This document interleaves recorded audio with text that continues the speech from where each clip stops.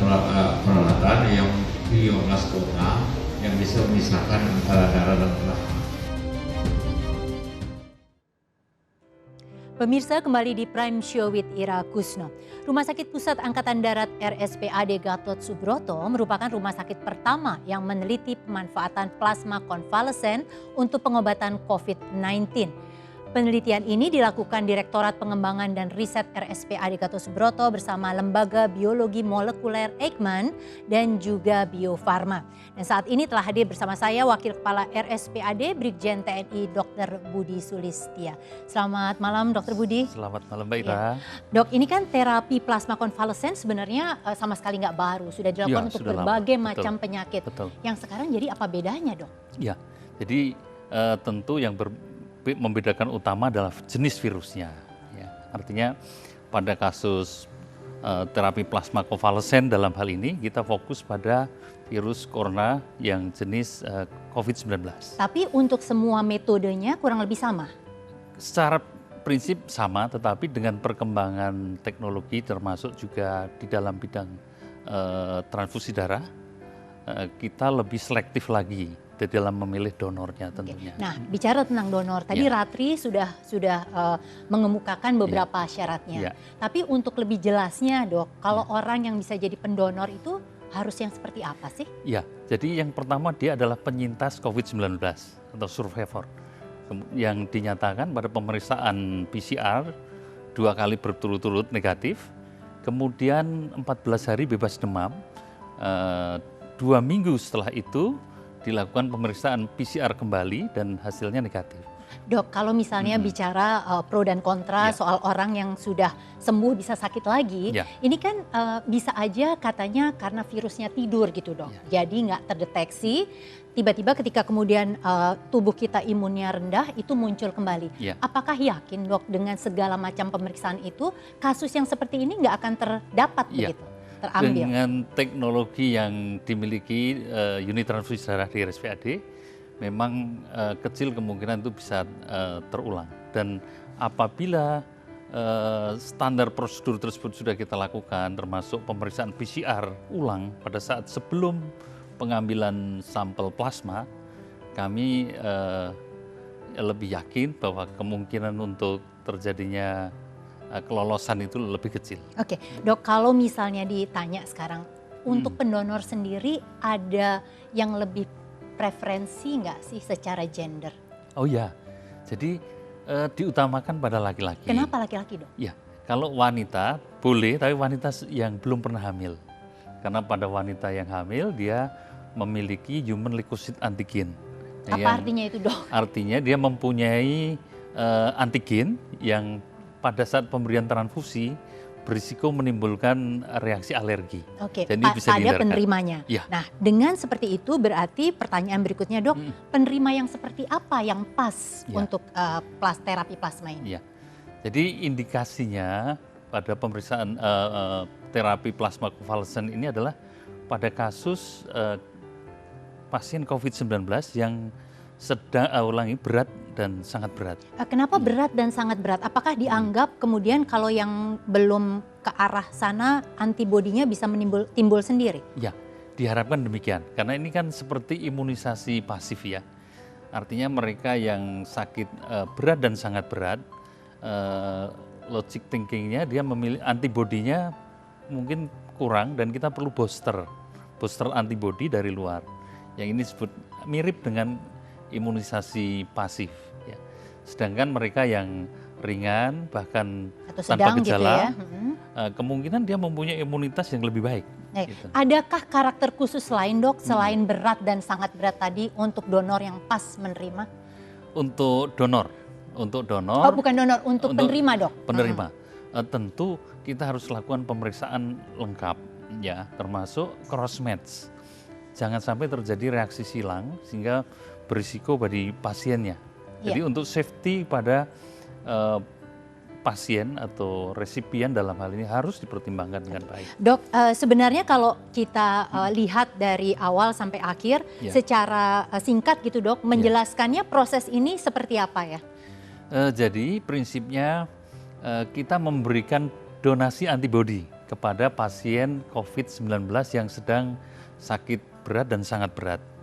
Dengan demikian diharapkan antibodinya muncul, artinya bertambah untuk melawan virus COVID-19. Sehingga kesembuhan diharapkan lebih baik. Demikian. Dok, kalau sekarang kan uji coba klinisnya di RSPAD berjalan sekitar 1 bulan, betul ya? Ya, dimulai Nah, 28 ini Maret.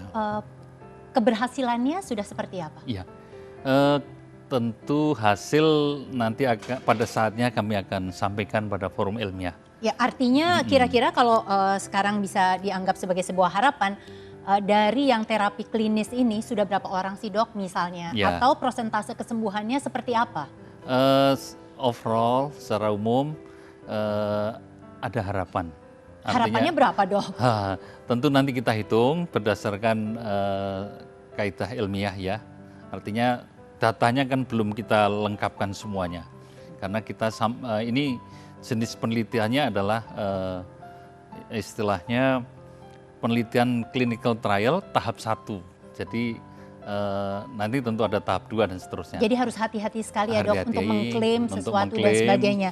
Nah, betul. tapi kalau melihat dok bahwa ini kan asalnya dari plasma darah penyintas COVID gitu, Ya. survivor. Ya. Berarti ini agak susah kalau mau dibuat massal. Atau kapan sih kemudian hal ini bisa dianggap memang bisa dilakukan secara lebih masif? Ya, jadi yang bisa melakukan proses plasma aferesis adalah antara lain unit transfusi darah yang sudah lengkap, sudah paripurna, dan juga Palang Merah Indonesia. Artinya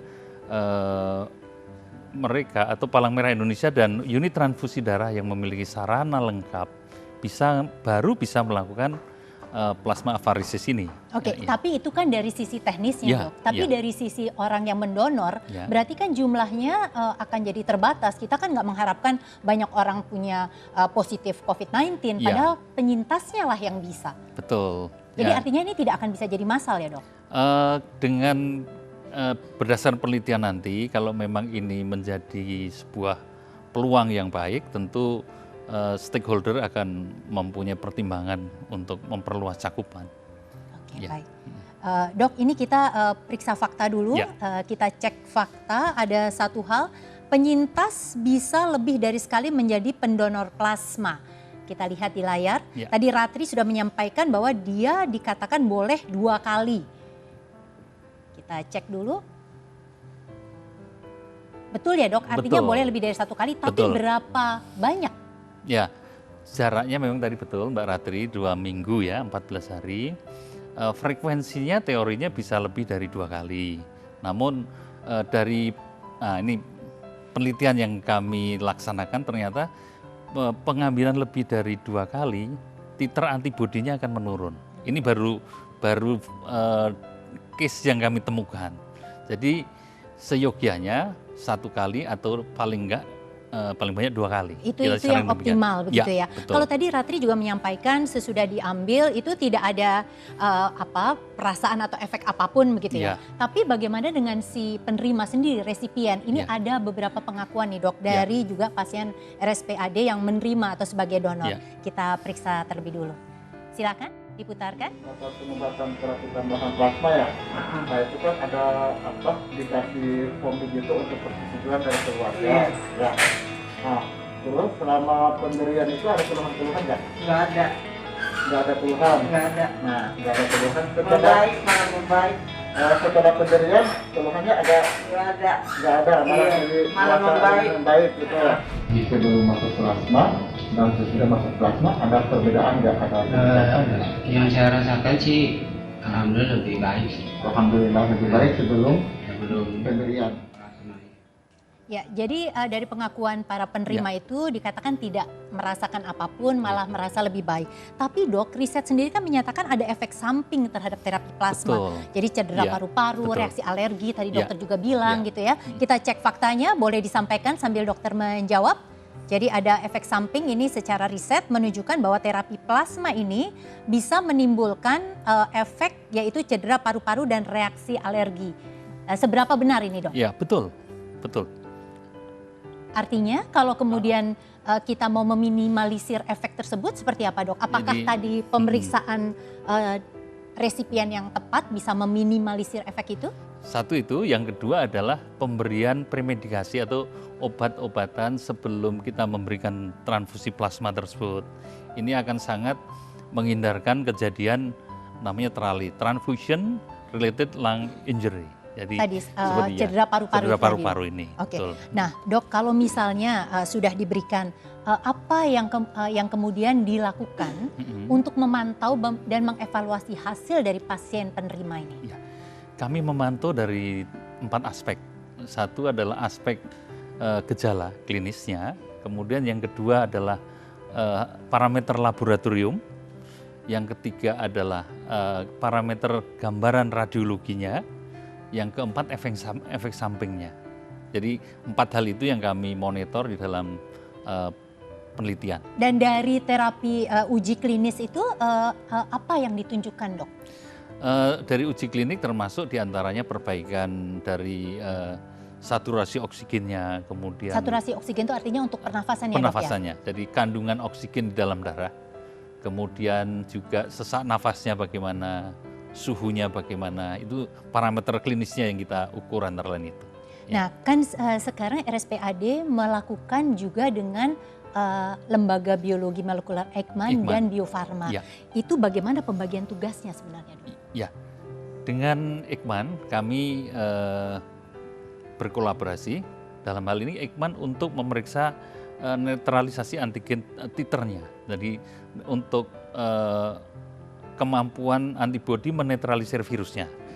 Yang kedua dengan Bio Farma itu kita bekerja sama untuk melihat titer antibodi dari plasma tersebut. Oke, Dok, saya masih agak bingung sih sebenarnya, Ya. Dok. Tapi intinya gini lah, Dok. Ya. Kalau misalnya sekarang masih sangat terbatas, Ya. begitu ya, di rumah sakit yang melakukan ini. Bagaimana kalau ternyata daerah memerlukan distribusinya, penyimpanan seperti apa, Dok? Ya, memang penyimpanan plasma ini harus berada di almari es dengan suhu minus 81 derajat. 81 derajat. Nah, untuk pengiriman tentu perlu teknik khusus dalam hal ini bagaimana mempacknya supaya suhu tetap dalam kondisi terjaga.